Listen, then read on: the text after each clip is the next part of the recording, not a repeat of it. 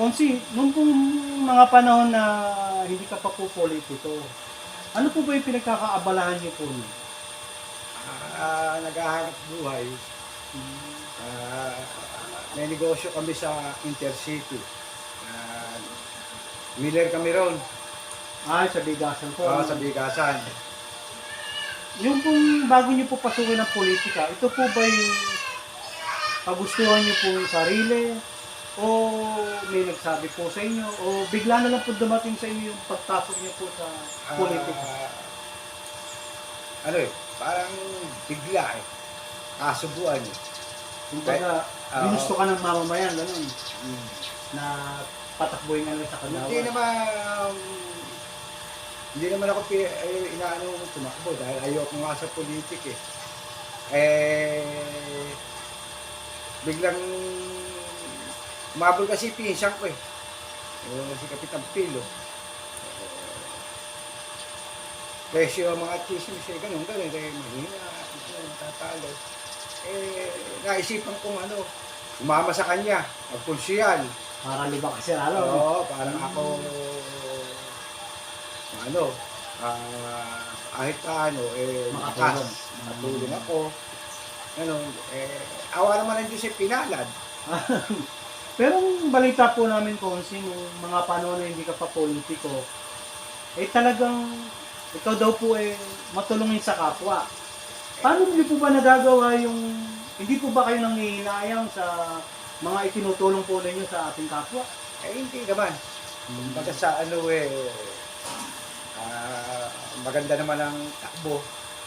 Kaya tayo nakakatulong sa ating mga kapwa, sa mga nangangailangan, o kamukha ng pandemic. Hindi lang baryo ko, tinulungan ko.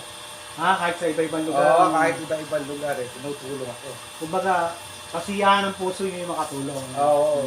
Saka ang misis ko ang isang pasimuno niya na gustong ganun tumulong. Si Konsihala, no? Oo. Siya po yung talagang isa din na talagang gustong tumulong po kayo. Oo. Kumbaga po share your blessing, ano? Oo.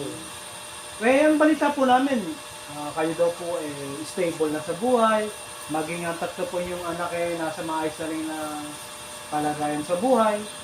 Ito pong pagsabak niyo po bilang ama ng barangay ng Tilapayong, ano po ba yung nag-udyok sa inyo? Ito po ba pusang loob niyo? Gusto kayo ng mamamayan ng Tilapayong? Paano po ba ito pumasok na nagdeklara po kayo ng inyong mismong kaarawan na papasok sa politika na bilang ama ng barangay? Kasi nung ako humabol lang konsyal, nangangampanya kami, ako in-endorso ni Kapitan. Ni Kapilo. Oo. Inendorso ka niya dati pa. Oo.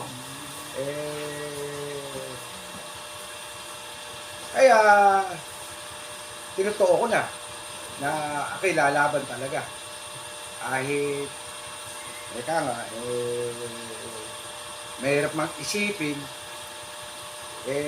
talaga sigurong ganun.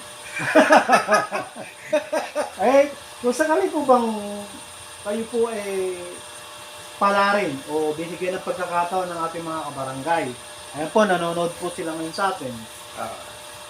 Ano po ba ang talagang dapat i-priority dito po sa ating barangay? Ang pamamalakad na maayos sa ating barangay, ng mga dapat na mga proyekto magawa, dapat tugunan ng isang nanunungkulan. At ang mga konsyal dapat magkaroon ng kanya-kanyang kumiting gawa sa gawain. Kumbaga magkaroon ng power sila sa committee. Hindi sila parang estatwa lang. Kaya yun ang gusto ko mapakagos. Kumbaga maging transparent. Pero kung meron po kayong isang kahilingan sa ating mga kabarangay, ano po yung gusto nyo isang kahilingan sa buhay po ninyo na nais po ninyong iparinig sa ating mga kabarangay? Ang kahilingan ko lang naman sa aking mga kabarangay, kung gusto niyo ako maging kapitan, nasa inyo yun. Ngayon, kung halimbawa, ayaw naman yun sa akin, nasa inyo rin yun.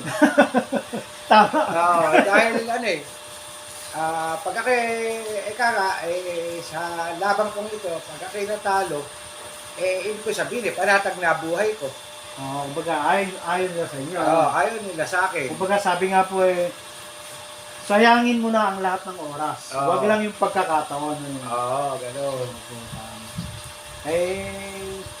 Kung kayo po bibigyan pa ng pagkakataon na talaga namang medyo malapit halalan, ito po ba wala na talagang atrasan para lang sa ating mga manonood. Kayo raw po napipilitan lang. Hindi, wala nang atraso talaga. Talagang buo na sa loob ko ang pagtakbo bilang kapitan sa ating barangay. Kahit sino po makiusap sa inyo. Kahit na sino.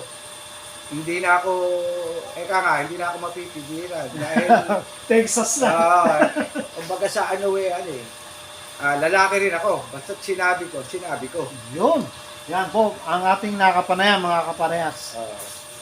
Si Konsehal Luisito Lois Santos. Siya po yung tao na hindi mo kailangan ng camera noong mga panahon na siya'y tumulong. Pero ngayon pong kumakalat ang chismis na talaga namang siya'y lalaban bilang punong barangay. Kaya po, nakikita po ninyo, may paninindigan. Talaga namang bukal sa kanyang puso ang pagtakbo dahil para din po sa inyo, mga taga-barangay Tilapayong. Pag-isipan nyo po, sabi po niya, kapag binoto niyo siya, nasa inyo rin po yun.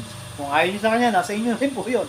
Pero ang masasabi lang po namin, sayangin niyo na po ang lahat ng oras. Huwag lang po ang pagkakataon.